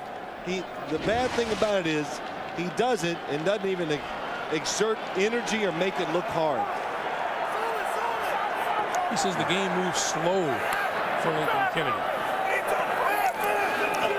Gannon under pressure. Got rid of one tackler, but not another. Loose ball. Do the Broncos have it? They do. Ian Gold comes to the inside and gets pressure on Rich Gannon. Rich Gannon does a terrific job getting away from it. Watch 52. Line of scrimmage, the Broncos 39-yard line. Plenty of time remaining. The turnover story completely switched around here in the second half. Blitz. Quick pass to the far side, incomplete. You know, Greg, to go back to that hit and sack on Rich Gannon, the Oakland Raiders just blew the assignment. Somebody did not pick up the defensive lineman. They got confused, and it caused a fumble.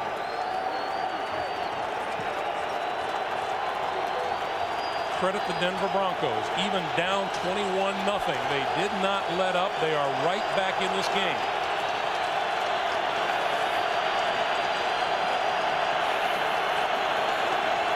Portis can't spin out of trouble. Rod Coleman was the first to hit him. We'll give him a yard on the play, and it'll be 3rd and 9. Yeah, Rod Coleman, the inside of this defensive line, has played very well today. Rod Coleman, Sam Adams when he was in there, and John Perella have all had good solid days stopping the inside runs. 3rd and 9.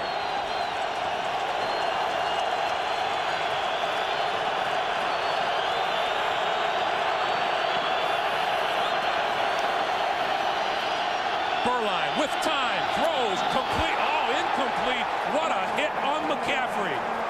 Derek Gibson, number 36. And McCaffrey is still down.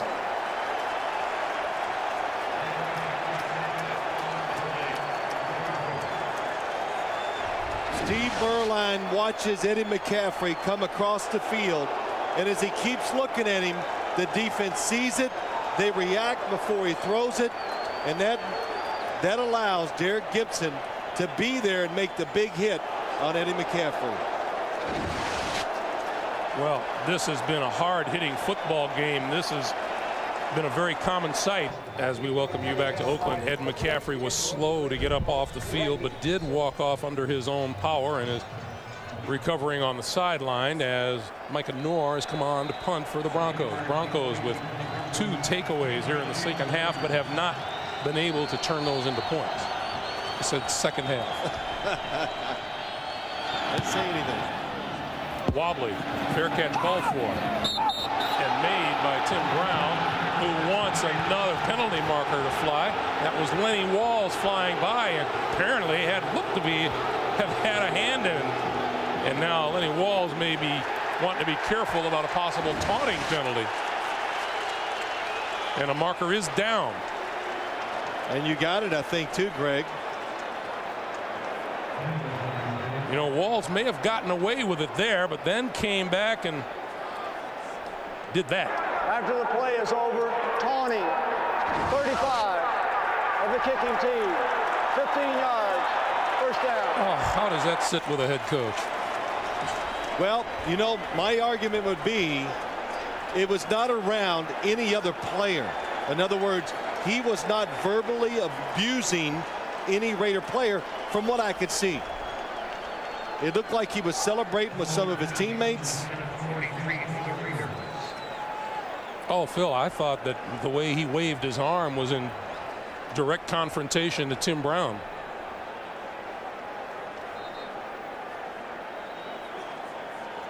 But the line of scrimmage will be the 43-yard line of the Raiders. Shanahan not at all happy. Still plenty of time here in the fourth quarter. Charlie Garner looking for running room on the right side. Cuts inside midfield. First down yardage and more inside the 40 of the Denver Broncos, and a first down. For those of you expecting to see 60 minutes, you're watching the NFL on CBS. The Denver Broncos and the Oakland Raiders. The Raiders leading at 21-16. Greg Gumbel with Phil Simms and Armin Katayan. 60 minutes will be seen immediately following this game, except in the Mountain and West Coast time zones. Charlie Garner just waited and waited. The Oakland Raiders offensive line stayed with their blocks, and that's why he finally saw a hole to get a first down. Wheatley, left side, running room, 30, 25 to the 20, and another Oakland first down. 17 yards on this pickup. Boy, that's just winning the battle at the point of attack. That time, Roland Williams, Barry Sims, Barrett Robbins all make good blocks up front, and the big guy finally got some room to run. You look at our game summary, the Raiders with 282 total yards. And until this drive, the Denver Broncos had had the best of things since late in the second quarter. Garner to the 10, to the 5.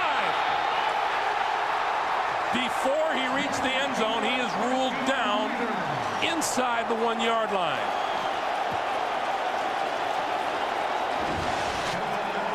Again, that the formation by the Raiders caused the mismatches on the Denver defense. Charlie Garner gets the big hole and takes it down to the 1-yard line. Phil, the last 3 running plays, 56 yards, 20, 17, and 19 yards, and the Raiders with a first and goal.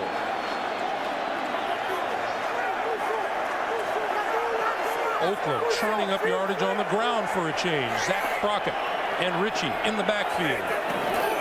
Crockett bounces off and gets back to the line of scrimmage. Al Wilson was the first man to hit him, and what a hit it was. What a hit. Just watch Al Wilson, 56, make the hit on Zach Crockett. Zach Crockett, how smart. Protects the football and bounces outside. Still doesn't get to the end zone. I'd say the Raiders prepared well for the play we talked about, Greg. Second and goal.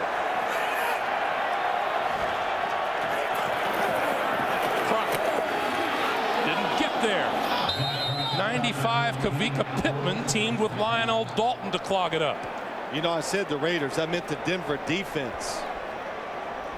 We talked about the favorite running play that they love to do when it gets down inside. Mo Collins pulling, just nowhere to go. Good job inside by the Denver defensive line. Keeps the Raiders out of the end zone. Once again, number 66, big Langston Walker checks in as an eligible receiver. Third and goal. Ritchie and Crockett in the backfield. Crockett, touchdown.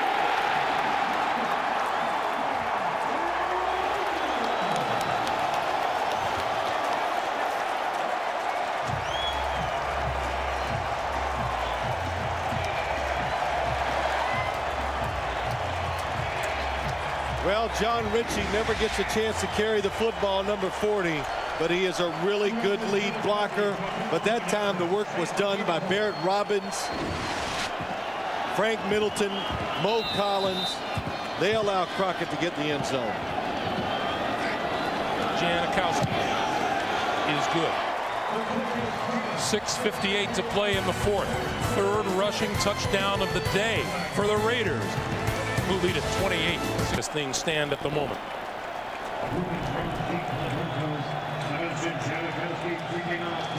Ruben Drones deep. Will take it at the 2. And barely gets back to the 20-yard line before he's brought down. John Ritchie with a hit. 2 touchdowns today, 7 yards rushing. And he's got 7 rushing touchdowns this season and a total of 46 yards total on the year. And that's defining a role. That's what the coaches have done for Zach Crockett. Burline with time, throws, incomplete. Rod Smith and McCaffrey running off the field holding on to his left hand. Yeah, he is. He got right up and ran right off the field. And I couldn't tell when he went down earlier, Greg, what it was he hurt, if he got the breath knocked out of him or his arm, and he's holding his left wrist this time. Yes, I said that wrong. Steve Burline had Rod Smith open just too high and too hard with the throw. Burline completed 9 of his first 10. He's 1 out of 7 since. Far side of the field. Oh, that's caught at midfield. What a grab by Ashley Lilly. Oh, that's unbelievable. I'm not sure how he got it past the defender. What a throw by Steve Burline. Ashley Lilly gets both feet down. What a job by him sticking his feet in the ground. Watch this. Boom, boom. Oh, Clarence Love looked like he wasn't expecting it. And yes, he held on to it.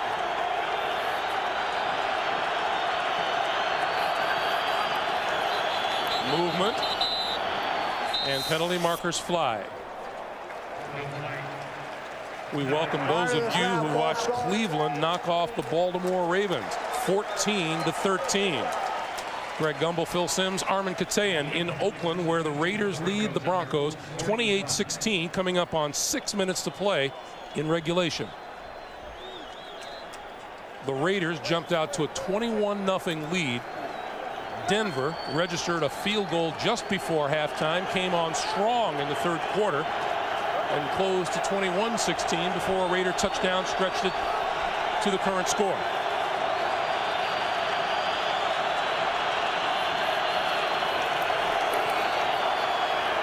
Burline, far side of the field, incomplete and almost intercepted by Love. Pass intended for Scotty Montgomery.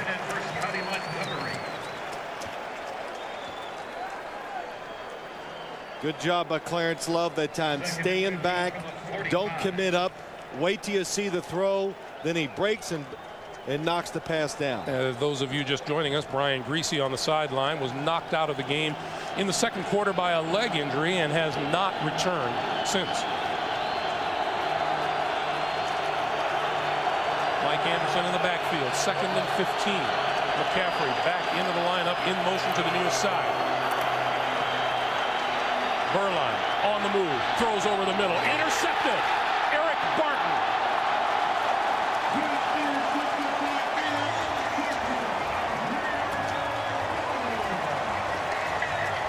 As soon as Burline let that one go, you could see there were an awful lot of Oakland Raiders in the middle of the field. Greg, that's what it was. The Raiders in a defense where they can watch the quarterback. Nobody takes their eyes off the quarterback. Look at everybody looking into the backfield. So they go on Steve Burline's motion. And when he moved, they moved. Everybody there. Eric Barton makes an easy interception. There are about 7 jerseys in the middle of the field, and Burline sees another chance, possibly go by the boards. Well, Steve Burline knew it. He's willing to take the chance. You're down 2 touchdowns. He tries to force it in there, but Eric Barton, playing smart, makes the interception. Barton's second pick of the season. Wheatley in the backfield as we are now down to 5:39 to play in regulation. And the Raiders will look to run some time off the clock. Wheatley across the 50 and into Denver territory. Well, as you look at this football game, the Denver Broncos, you fall behind 21-0. You make a terrific drive before the half ends. Then you create and get many opportunities in the second half. You don't take advantage of all of them. Usually you can't, but that's what you needed to do because you fell so far behind. And the Oakland Raiders, they hang in there. They make some good plays. They've won a different way today. It's not the dazzling passing game. They've run it, played some good timely defense.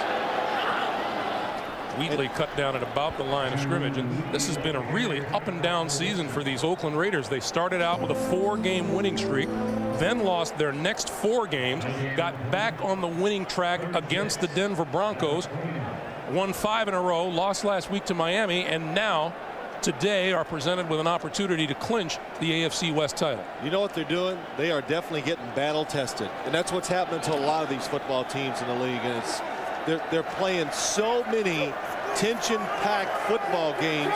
It is like the playoffs, so it just makes them better prepared and ready to go into the postseason if they can make it. Gannon just barely gets the snap off in time, pulls it down, throws over the middle, complete to the 40-yard line. Charlie Garner has a first down. Boy, Rich Gannon, it's not about scrambling. It's like a clinic when you watch him. You'd like to show film on him to young quarterbacks in the league. Just keep moving, find a little space. That's all you need, and sooner or later, talent down the field will come open. Dejection beginning to set in on the Denver sideline. Charlie Garner, 91 receiving yards today. It's a season high for him. Wheatley back to the ground game, and the clock continues to move. 3.5 to play in the fourth quarter. Let's get an NFL Today update from New York and Jim Nance. Jim. All right, thank you, Greg. We can eliminate a team. The Baltimore Ravens postseason hopes dashed here with a late touchdown pass from Couch to Mark Campbell, and then the Hail Mary attempt here at the end. Blake picked off, and the Browns win it in the final minute. They have some slim hope still. Let's go back to you. All right, Jim, thank you. So add the Baltimore Ravens to the Jacksonville Jaguars and the Buffalo Bills, who were knocked out of postseason play today. Wheatley to the 35.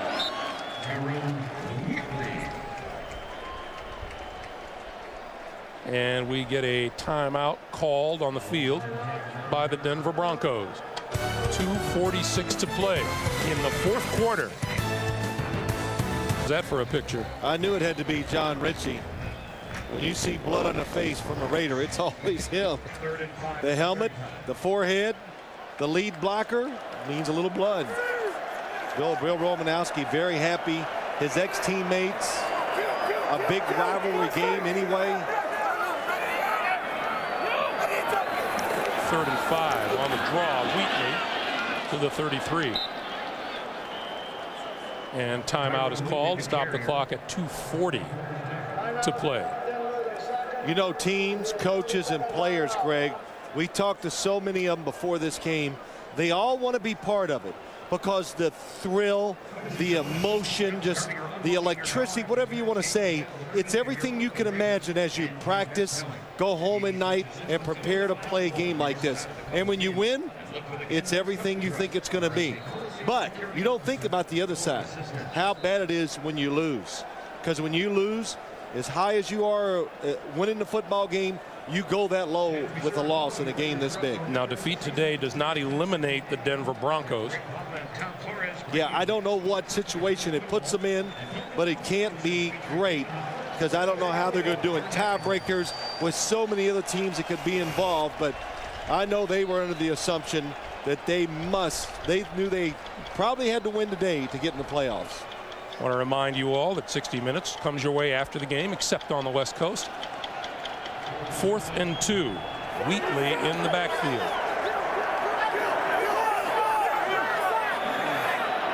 And movement on the front line. Mo Collins Ball jumped. start, 79 offense, 5 yards. And it bears repeating. The Broncos had their chances today. Oh, they did. In the second half, they created their chances, didn't take advantage of enough of them to really, really pressure the Oakland Raiders team, their offense, and the play calling.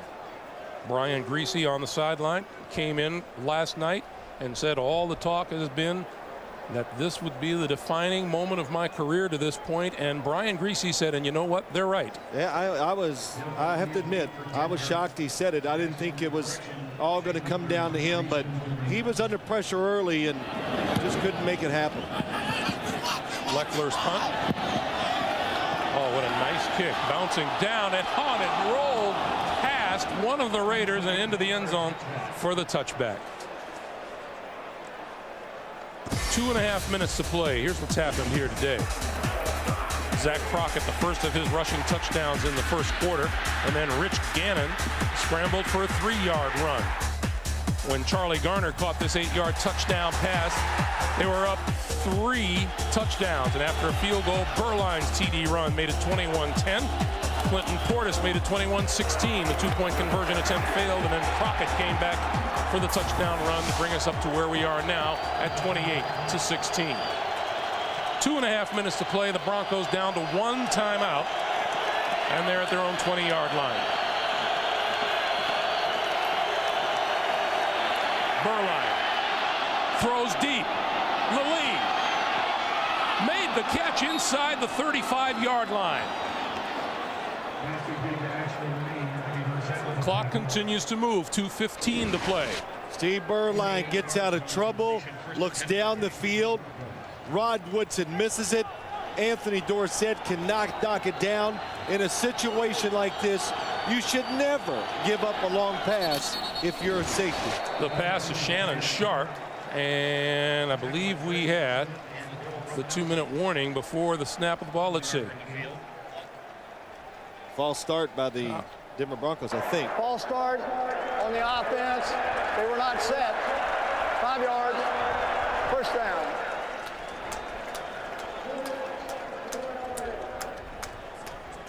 So we have the 2-minute warning here. 28-16. 8 to play in the fourth quarter.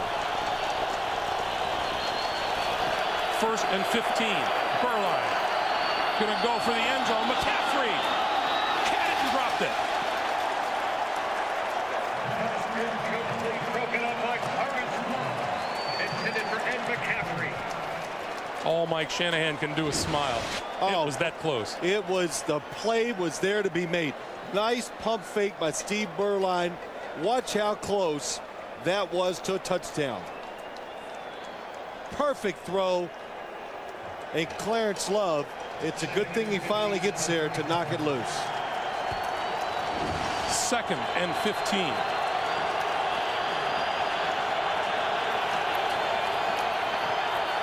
Sideline, his receiver slipped. It'll be 3rd and 15. Ashley Lee went to the turf. Let's go back to something you and I were discussing during the timeout. We had a conversation when Oakland led 21-16 and Denver decided to go for 2 and it failed. If it had been 21-17 at that point, and it would be 28-17 now, your point is they could kick a field goal. Yes, a field goal, touchdown, 2 points to tie the game. Now you need 2 touchdowns. So my point is, don't chase the score. Wait till you must go for 2 before you do it in this league. Denver needs the 22-yard line for a first down. Berline throws for the end zone. Sharp dropped it.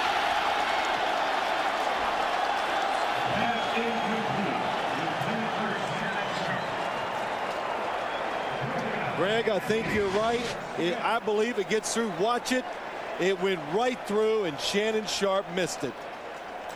And Anthony Dorsett ran by it, distracted Shannon Sharp just enough, and he let the ball get to his body before he can get his hands on it. Mark Boerichter and his abilities in the years to come in the National Football League. Yeah, I think we saw that. We did a 2 Kansas City games this year, and he caught our attention, especially when we saw him in practice one day. You just go, this guy knows how to make plays. He's got the talent. He's got that gift, whatever it is, that allows receivers and skilled players to just go above their skill level. Denver out of timeouts. 4th and 15.